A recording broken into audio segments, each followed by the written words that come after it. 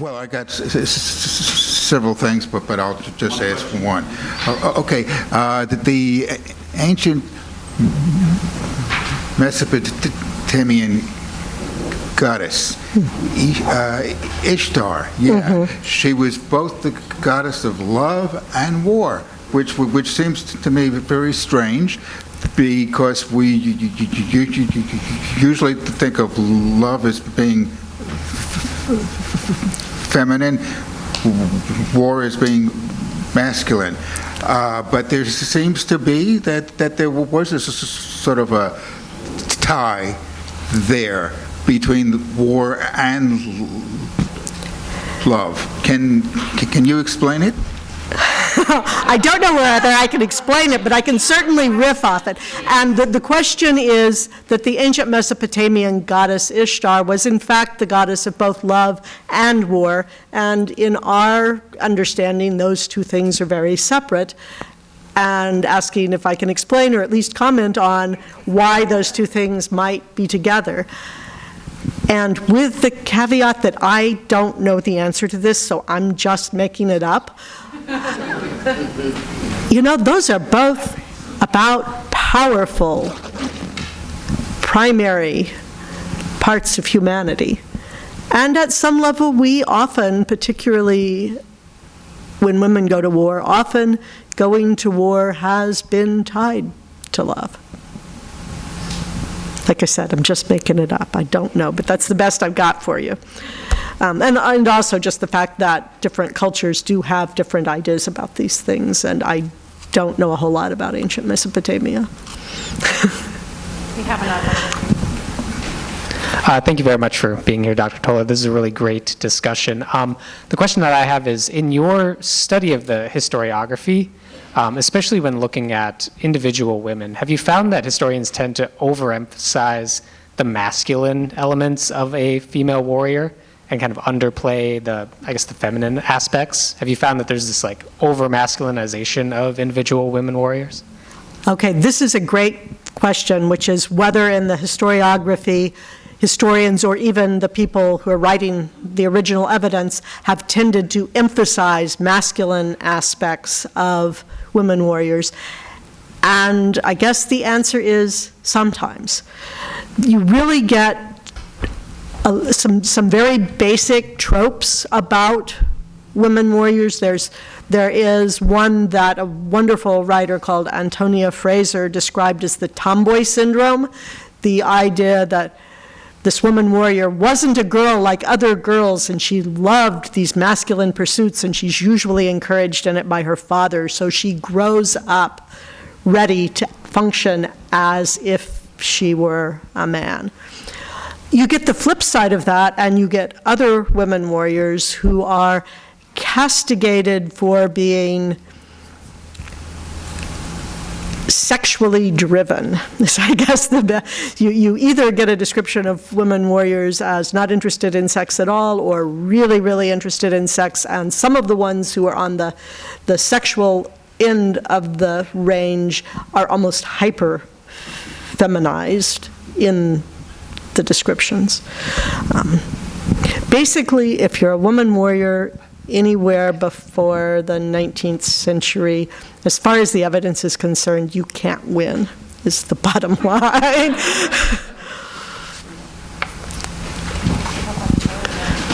Okay. So thank you for your talk. It's wonderful. Thank you. I wonder if in your book, or if you can speak to how the accounts, either by women or men following these battles in the episodes, treat the women warriors. Do they treat it as, oh, this was an aberration brought on by, a siege? Or was there acknowledgement of these are career military women? And again, the question is whether in the accounts women who fight are treated as an aberration, or whether they are acknowledged as career military women. I would say for the most part in the sources, they are often treated as an aberration. There is always a tendency to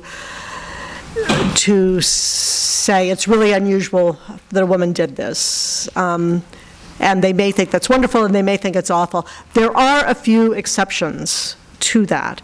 There are a few cases where there's a woman who disguised herself as a man in 1815 and fought in the Russian army. Sometimes I felt like everybody fought in the Russian army. But she fought for 10 years, and she even continued to be able to fight after the Tsar found out she was there. He allowed her to continue to fight on the grounds that she continued to be in disguise. And the stories about her are clearly treated as, this is a woman for whom this was a job, this was a career, this was a passion. You get some more ancient ones. For instance, Alexander the Great had a half-sister, an older half-sister, whose mother was from this general Scythian area and had in fact been a warrior herself. She trained her daughter to fight, and that daughter, Kinane, led troops under her father, and nobody says this is an aberration. This is another example of this Scythian connection, these women who fight. So there are cases where they don't treat it as an aberration, but for the most part, it is treated as very unusual. All right, perhaps this is more of a macro level question, and it might be better to just audit a course on Gender Studies 101, but how did we get to this point where now we have to dig so deep for these stories? What happened through all of these cultures where these were hidden or not valued at the time, or was it just not valued at the time and it just kind of continued onwards, or were these stories deliberately taken away from history, or what's your sense on that generally? So this is why. Why don't we know these stories? Partially, we don't know these stories because we don't ask those questions, but also, typically, historical evidence has been written by men who have not necessarily thought what women did was important. So that's part of it. Part of it is evidence gets lost. The real enemy of knowing what happened is time, bugs, and fire. And so evidence gets lost, and the stuff that people try really hard to save, again, is the stuff that the people who are the curators think is important. And yet, the information shows up. Sometimes it shows up attached to the story of a man. We probably wouldn't know about Kinane if she weren't the daughter of Philip of Macedon and the big sister of Alexander the Great. So it's been a combination of a lot of things, but it really boils down to what did the people who made the records think was important. You might be interested in knowing that there's a recent novel published which draws upon your Scythian material, and the unfortunate downside is written by a man. That happens. But I'll get one of your books. I know the man, so I'll get one of your books and share it with him. What's the name of the novel, just out of curiosity? The name of the novel is, let's see, it's Delivered to the Ground. Okay. And it's fiction. It requires a little time travel, so there's a little bit of science fiction in it, too. Okay. So, if anyone's interested, there's a novel out there that in fact deals with some of the Scythian sources. So, got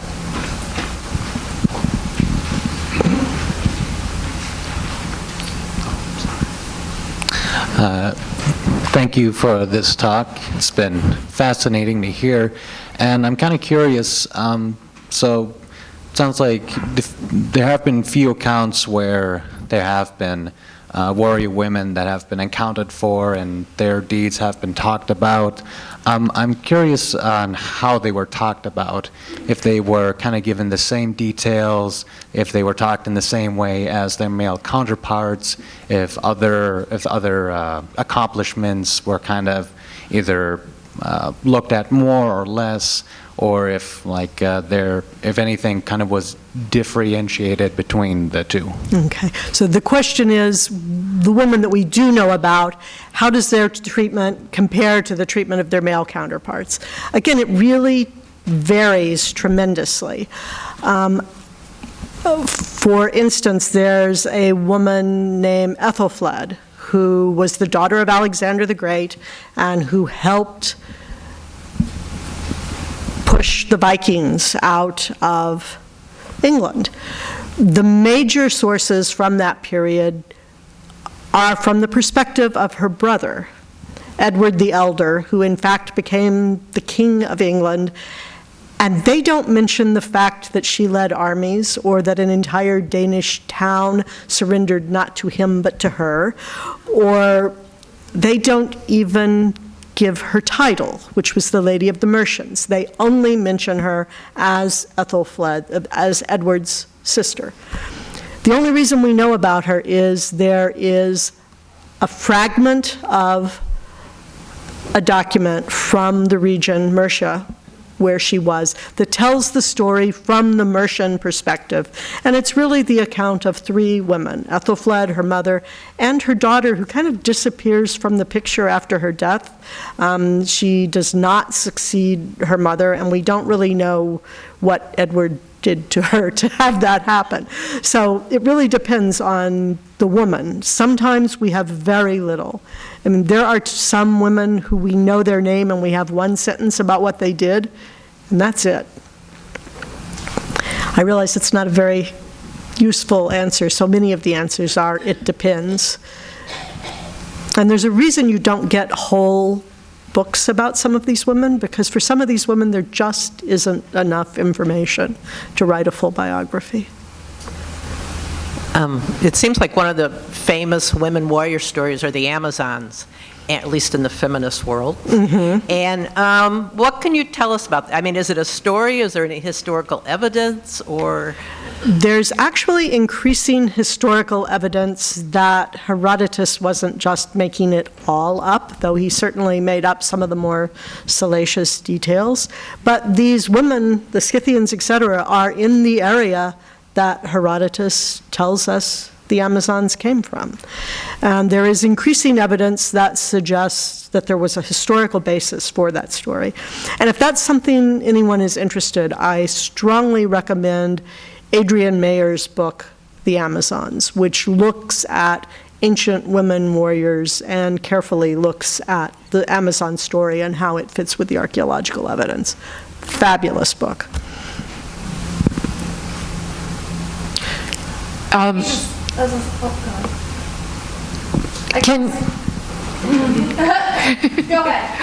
Can you tell us, you've talked about the bravery of these women. Are there any, is there any evidence of recognition of women strategists who actually planned campaigns, or did they never reach that level? No, there absolutely were women who did that. Matilda of Tuscany, clear point. You may not think of her in these terms, but Isabella of Castile did a lot more than fund Christopher Columbus. She actually organized much of the battle that the Spanish undertook against the Moors, driving them out of Spain. She very seldom actually went into battle herself, though now and then she did, but she was the person who planned those campaigns from beginning to end on a large scale, even down to how many men does this town need to send and what weapons do they need to send. Interestingly enough, then, her daughter, the first wife of Henry VIII, ends up running a campaign herself, having learned at her mother's heels. When Henry goes abroad to fight in Europe, Mary ends up having to organize the campaign to keep the Scots from invading. And she, in fact, is prepared to lead troops into battle, but they are defeated when she is about a day away.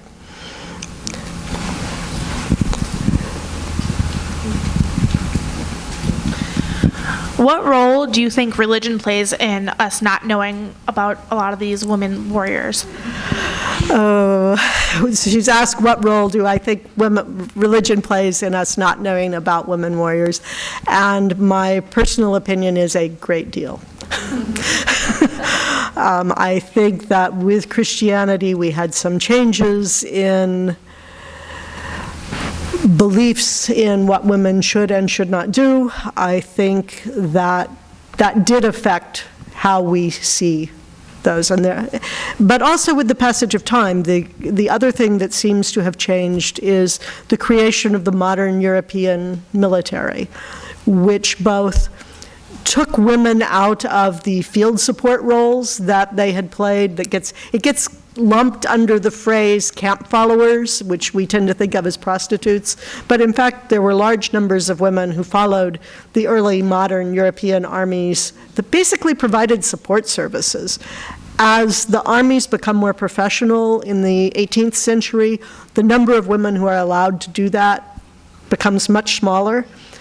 And at the same time, you start to get military historians, and their first role is trying to present an education that will teach military leaders how to lead a campaign. And since they're not asking the questions that give us these women fall out of military history at that point as well. So not just religion, but it is true. I do personally believe that that plays a role. We have one more question here. We have one in the back first. Okay. I just wanted to know how many languages you had to research, because that to me is like, all right, I will tell you the absolute greatest challenge to writing a global history is that it is indeed global.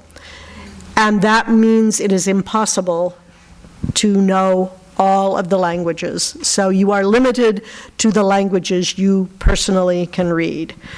In my case, that's German, French, and Spanish, which makes doing ancient Greece, Russia, China, Japan, you're dependent on the work of other scholars who have done amazing things. All right, was there? It seems to me that in the stories that you're talking about, and even current times, one of the largest obstacles, it feels to me, is stereotypes, in the fact that war is associated with masculine. So how can a female be engaged in war without being labeled as masculine qualities or feminine qualities, as well as, since war has been more masculine, more we come from patriarchal societies, that if a female, any female that wants to partake in war has to, in a sense, swim upriver. And for the ones that change their dress in order to fit, to hide the fact that they're females, how many of them died? And we don't even know about it. But I also see, like in our current state of, females in the military, or even females in any high role, it's really hard to be a female if we only have masculine and feminine stereotypes to rely on. This is really a question about how women in powerful positions or women in any traditionally male endeavor are able to function with only male ideas. And I think it requires creativity and imagination and guts and stubbornness, and it has gotten better. Certainly in my lifetime, there are many times at which I have been the first woman to do something. Some of those things weren't very big somethings, but still, every one of them caused a bubble. My youngest sister is 12 years younger than I am. She did some of those things, same things, and no one even mentioned it. So it changes. Women kick open doors. Women will keep kicking open doors.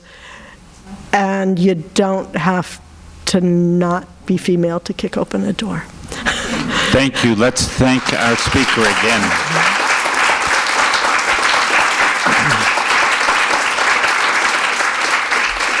One of the things we talked about at the midday session was the implications, or what happens when women are written out of the story of battle and defending the home and defending the nation. Then they're saying, well, if they're not defending the nation, what's their role in peacemaking, or what's their role in diplomacy, or how could they be president? And so there are deep implications for lost history that go on. And this whole year, Global Minnesota is doing a series of programs on women as global leaders, including a Supreme Court justice from Ethiopia and many others. So I urge you to get more information in the back. Getting the conversation about women's role leading at the global level includes everything from defending the home to defending the planet and everything in between. I want to also thank you for the giving of one of your books to Carol Jordan, to thank the folks here at the Friends of the Hennepin County Library, and to make sure it's in our library here.